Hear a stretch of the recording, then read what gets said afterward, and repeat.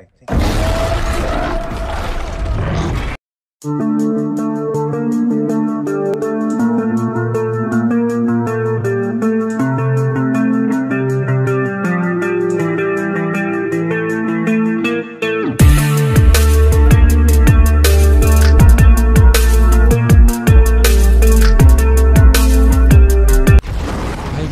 lagi bareng gue di sini. Oke guys, di sini gue akan bahas film action terbaru di tahun 2021. Film ini berjudul The Tomorrow War.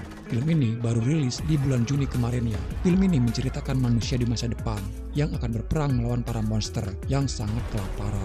Mereka memburu apa saja makhluk hidup yang ada di muka bumi ini. Para manusia diambang kekalahan dari peperangan tersebut dan terancam kepunahan massal makhluk hidup di bumi. Makhluk tersebut karakternya seperti Ya'juj dan Ma'juj ya. Kalau kalian tahu cerita dari Ya'juj dan Ma'juj, pasti tahu kengerian mereka setelah mereka keluar dari tembok pemisah antara manusia. Oke, kita langsung saja ke ceritanya.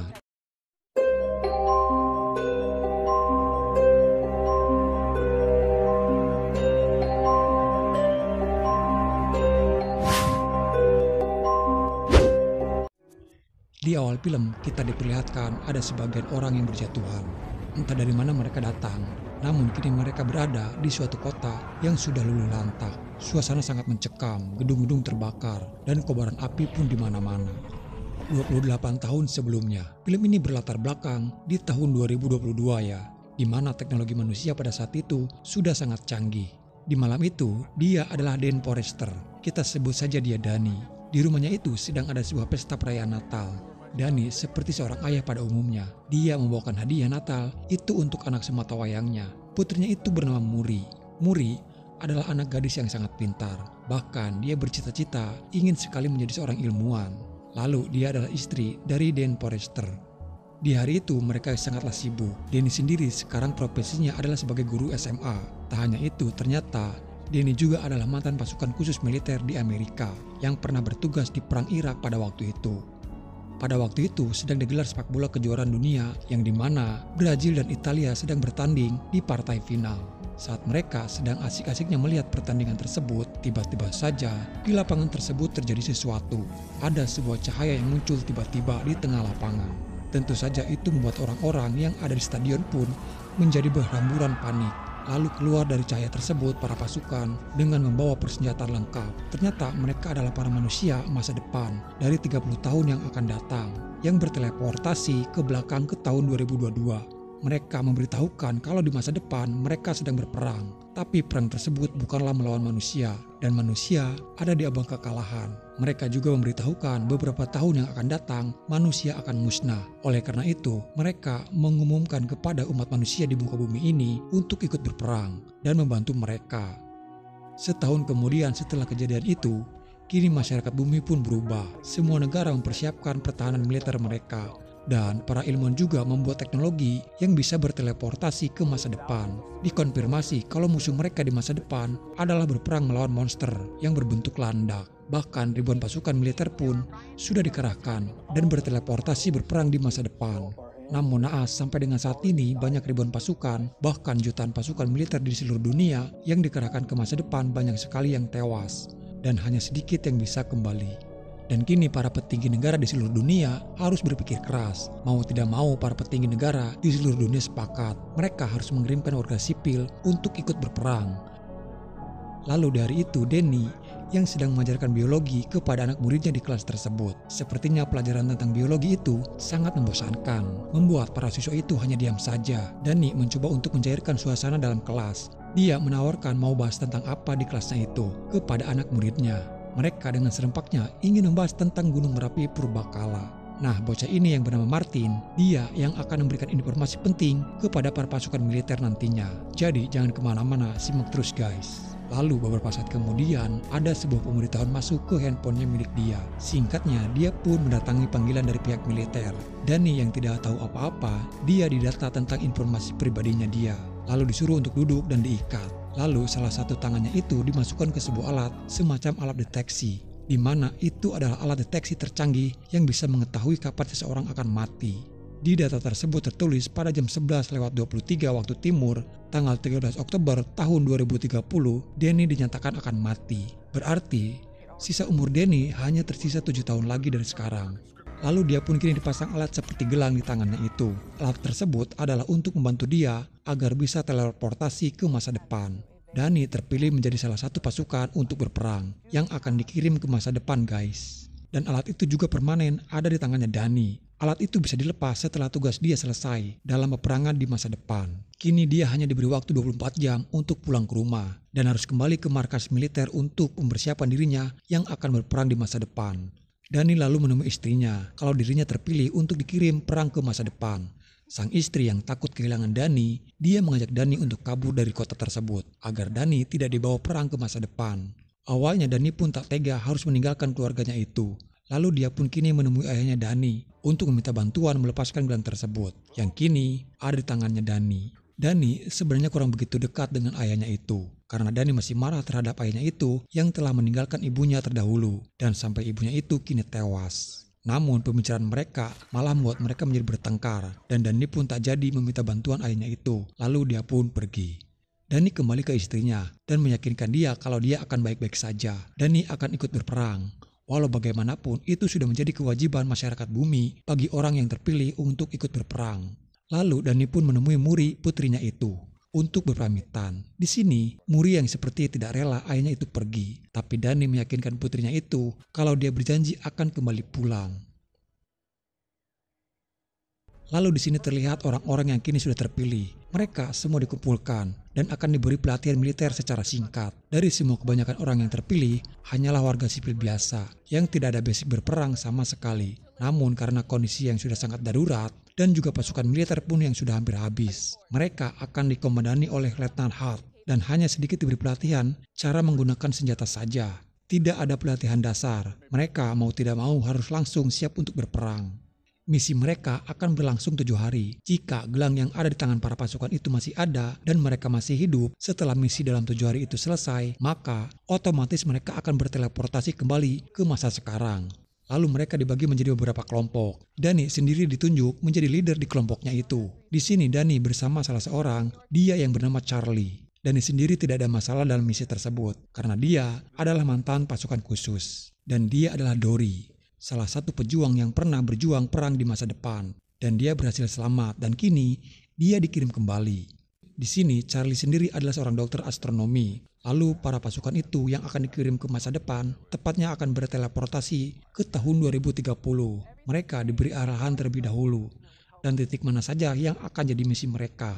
Mereka juga diberitahukan kalau mereka akan berteleportasi melalui jumpling. Jumpling itu sendiri adalah sebuah teknologi yang bisa menembus ruang dan waktu seperti lubang cacing dan juga bisa ditempatkan di suatu titik koordinat. Ini bahaya, guys. Mereka bisa terkena pelanggaran lintas waktu yang ada di film Loki. Takutnya mereka akan diburu oleh para penjaga waktu. Iya gak sih? Yang nonton film Loki pasti tahu.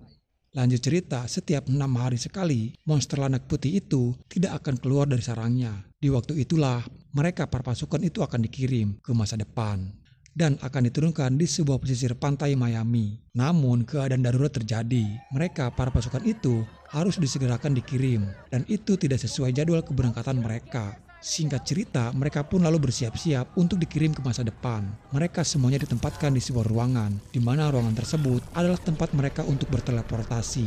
Lalu satu persatu dari mereka pun berterbangan.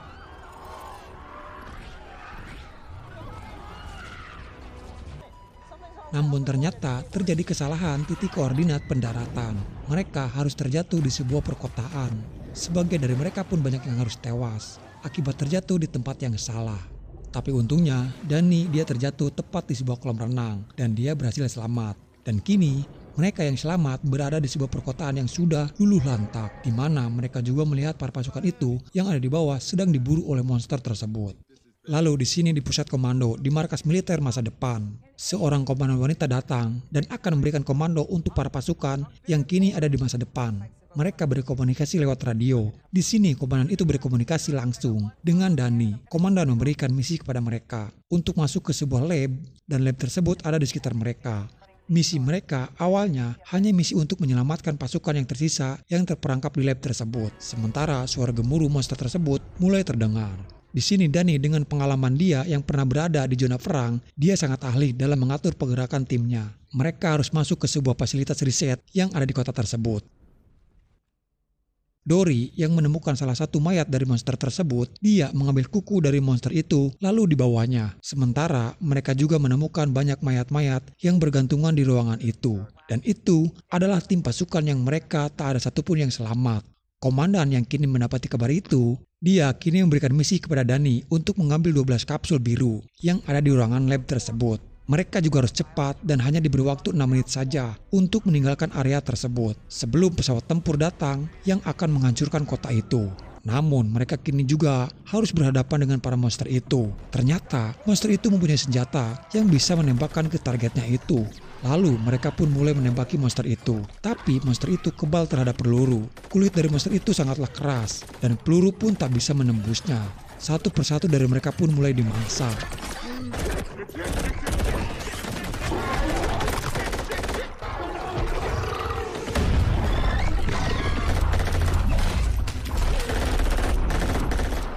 Dory tahu titik kelemahan dari monster itu.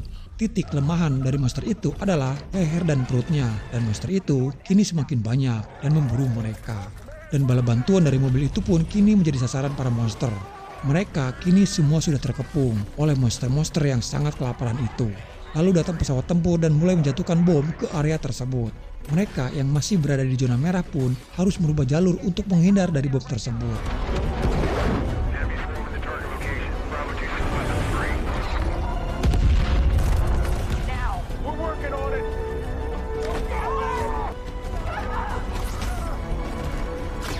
Tidak semua dari mereka selamat, bahkan mereka yang sudah terluka memilih akan melawan dan akan menghadang monster-monster itu.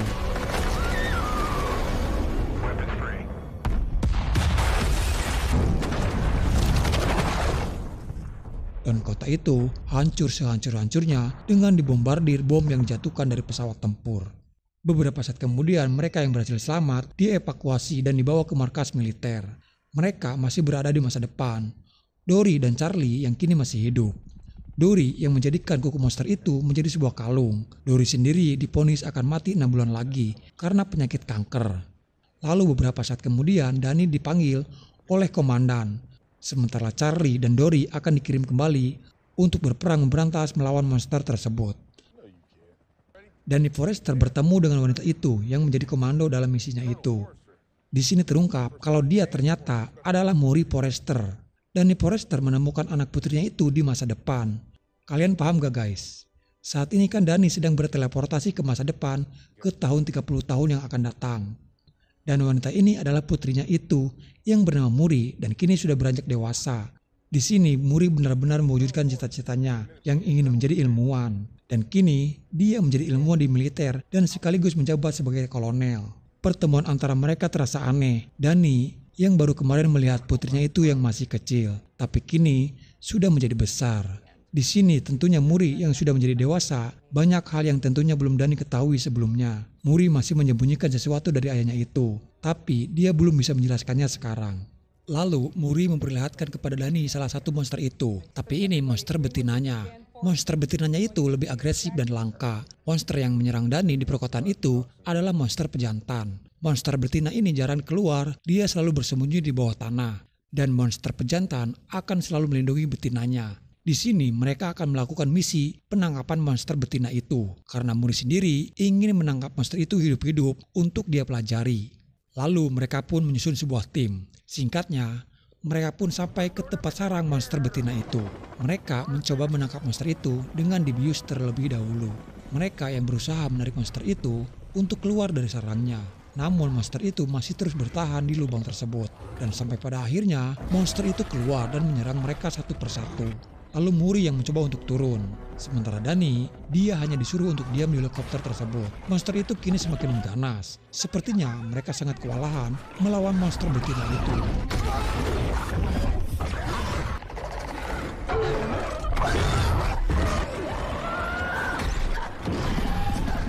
Dani yang sangat khawatir putrinya yang ada di bawah, sementara monster pejantan pun kini sudah mulai berdatangan. Dani pun turun untuk membantu Murray.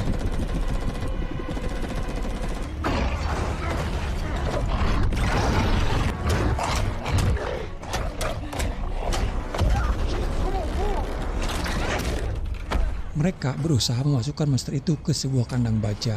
Dan akhirnya mereka pun berhasil dan membawa monster itu dengan helikopter. Namun beberapa pesawat mereka diserbu oleh monster tersebut. Dan ribuan monster pejantan itu pun kini memburu mereka. Danny bersama Muri berhasil lolos dari serbuan monster dan kabur menggunakan mobil. Mereka berhenti di sebuah pesisir pantai dan menunggu helikopter bantuan menjemput mereka. Lalu film berpindah ke pangkalan militer yang berada di tengah laut. Mereka membawa monster itu yang kini masih diikat rantai. Dan juga mereka memberikan obat bius dalam 1 jam sekali. Muri lalu mengambil beberapa sampel darah dari monster tersebut untuk membuat sebuah toksin. Toksin itu sendiri adalah sebuah bakteri yang sengaja dibuat untuk merusak sel-sel darah suatu makhluk hidup. Tapi di sini, Muri sendiri akan membuat toksin itu dengan kadar bakteri yang sangat tinggi. Agar toksin itu jika disuntikan atau dimasukkan ke tubuh monster tersebut akan hancur dengan cepat. Dari ratusan hasil tes belum menunjukkan hasil angka 100%. Sementara dari waktu yang tersisa di gelangnya Danny, mereka akan berpisah besok. Danny akan berteleportasi kembali ke masa tahun 2022, di mana itu masa asli kehidupannya Danny.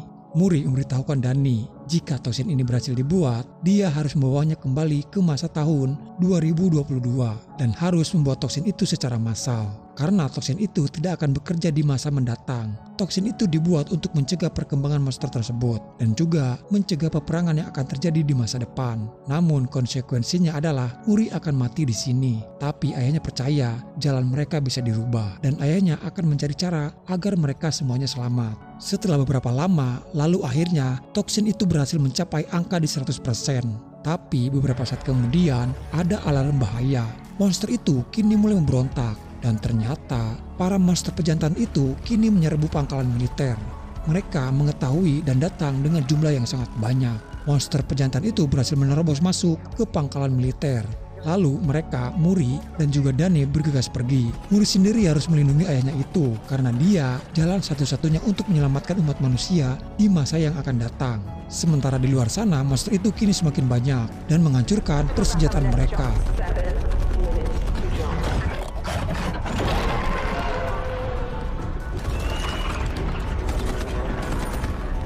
Monster landak betina itu seperti tahu siapa yang mereka cari. Mereka mencari keberadaan Muri dan Danny. Danny dan Muri yang sudah terkepung di ruangan itu mau tidak mau harus melawan. Namun sayang, Muri harus terkena serangan dari monster itu yang membuat Muri terluka dan terjatuh. Keadaan di pangkalan militer pun sudah sangat kacau. Monster itu terlalu banyak.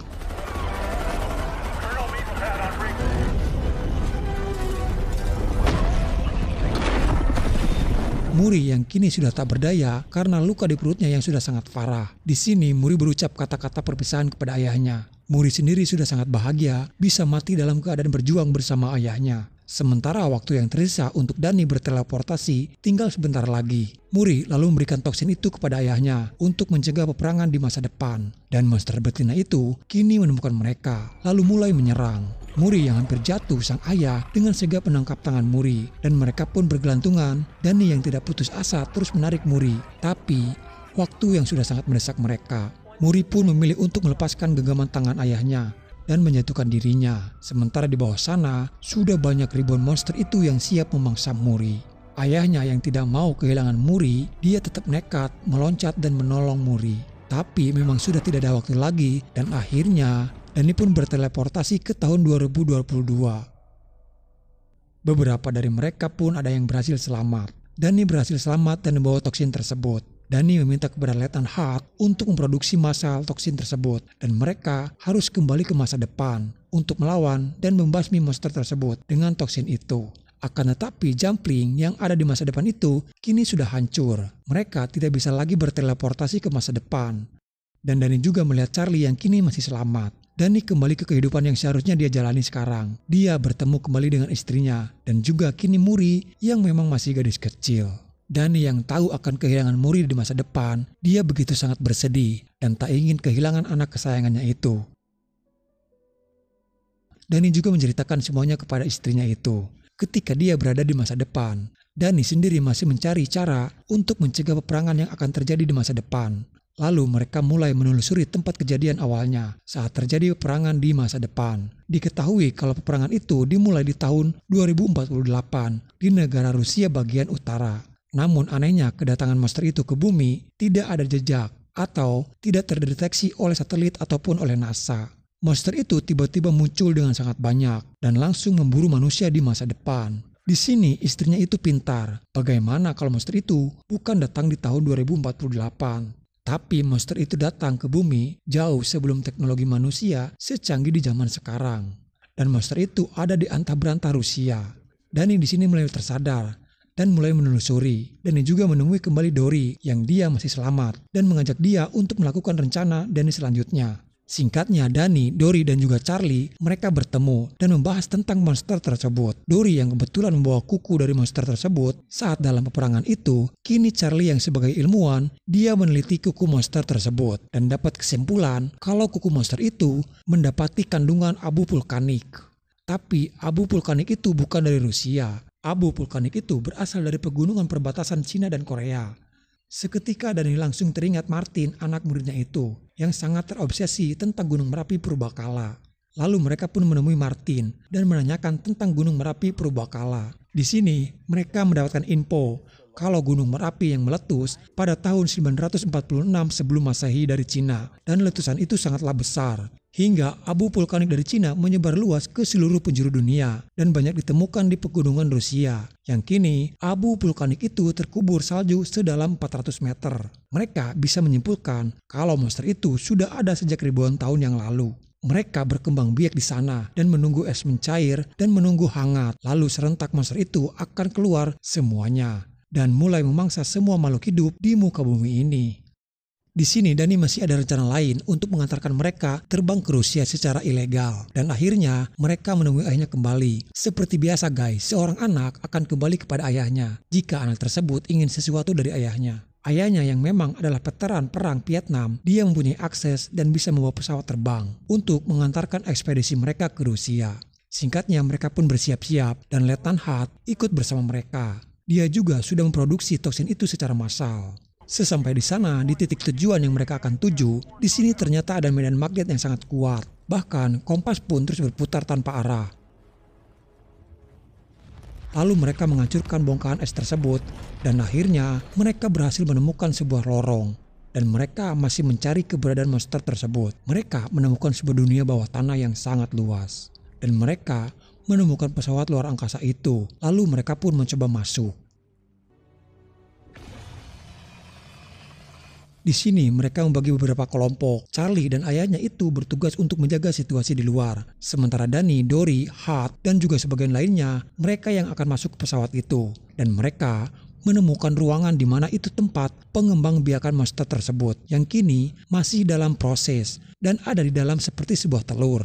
Mereka pun mulai melakukan pembasmian dengan menyuntikkan toksin itu ke mereka yang masih proses. Dan akhirnya mereka berhasil. Monster itu yang masih bayi langsung hancur seketika.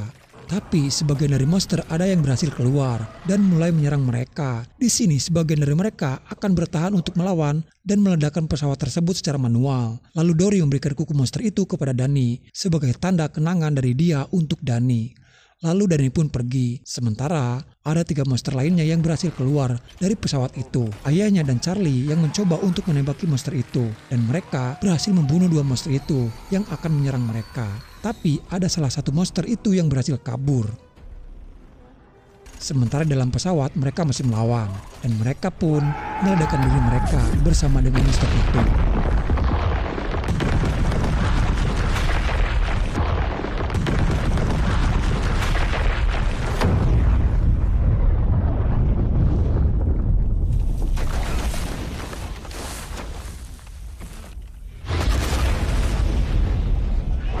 Kini mereka harus mencari salah satu monster itu yang kabur. Mereka berhasil membuat jebakan dan monster itu yang menyerang mereka. Mereka kini mulai menembaki monster tersebut dan kini mereka berdua yang berhadapan langsung dengan monster itu.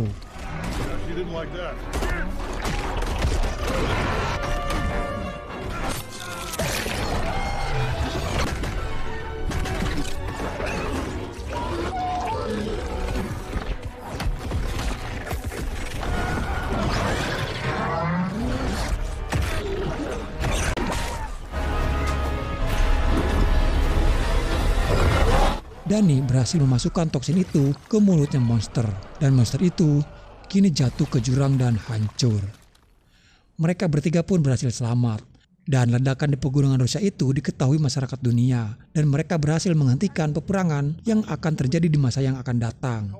Dani bersama keluarganya kini kembali utuh, dan Murilah yang sebenarnya merubah takdir mereka. Tentunya Muri tidak akan mati pada tahun 2048. Bahkan Muri pun merubah takdir dunia. Dia mampu membuat toksin itu yang bisa menghentikan perkembangbiakan monster tersebut. Lalu film pun selesai. Oke guys, semoga kalian suka dan terhibur ya. Jangan lupa like dan subscribe ya. Salam dari saya dan bye-bye.